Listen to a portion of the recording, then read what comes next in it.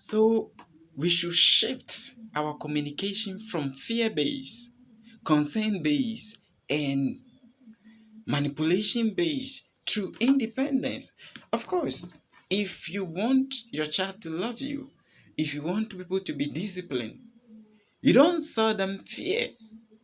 Give them a picture, something that will motivate them, because none of us have been able to overcome anything because of the fear of it.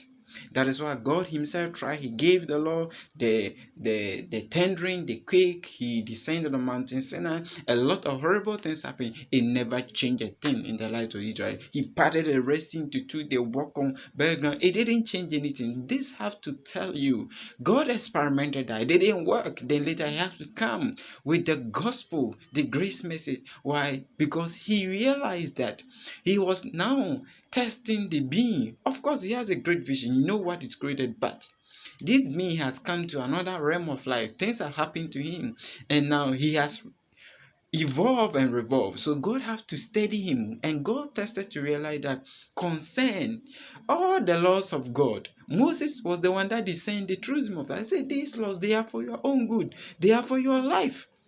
God didn't give the Israelites the law to control, to manipulate them. No, He gave them so that they can walk, to condition them to walk in His perfect will. But here it did not work. As much as intentions were, He didn't want to kill them. He showed up with fear, tendering and quick, so that they quaked. He showed up with concern. He said, I have stretched out my love to you. I love. He used tales, all kind of stories to let them know how much he loves them. Then sometimes he used manipulation. He showed up in various ways. He killed some of them all. It did not work. So if it didn't work for God, why do you think it will work for you? So the reason why you have not been able to overcome your significant problem is because you are afraid. It's because you are concerned. It's because you are manipulating yourself.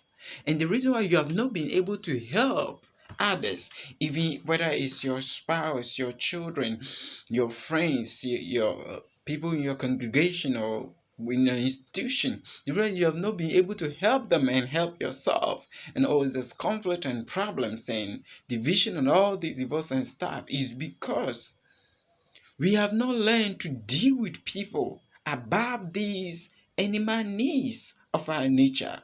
When you fear, that means you don't deserve it. When you are too concerned, that means you don't deserve it. And when you are manipulating, that means you don't deserve it. It will not work. There is nothing that is fear-driven, manipulative-driven, and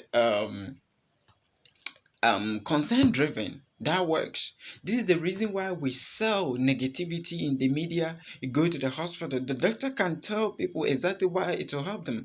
Of course, most of them are ignorant, they don't know much beyond drugs and medication. But there are some, they can just tell the truth. There are something they should motivate the patient, but then they choose to give negative information because they are afraid. They are concerned for their safety. They are concerned about the outcome. Maybe if I tell them this good news, they will keep on doing. Just like the same thing has to do with the preaching of the gospel. There are some people, if you tell them Jesus has died for them, all their sins, they are past, right now, and future sins are forgiven, they will keep on saying as if they are the ones that came to die. This is driven by fear, concern, and manipulation. Meanwhile, God deals with you with these same laws. He does not treat you according to fear.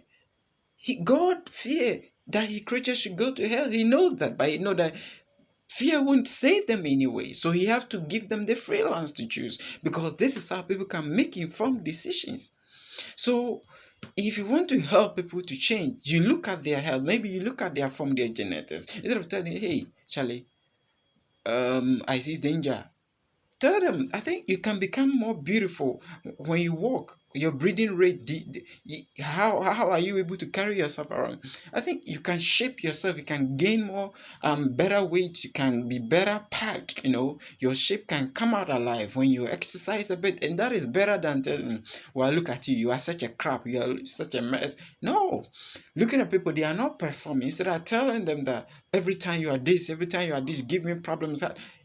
Tell them something better. Help them to see better. The problem of people is that we have been helped to see the poor self of us, our poverty. We've been helped to see our weakness, our frailty, our failure. People are tired of these negatives.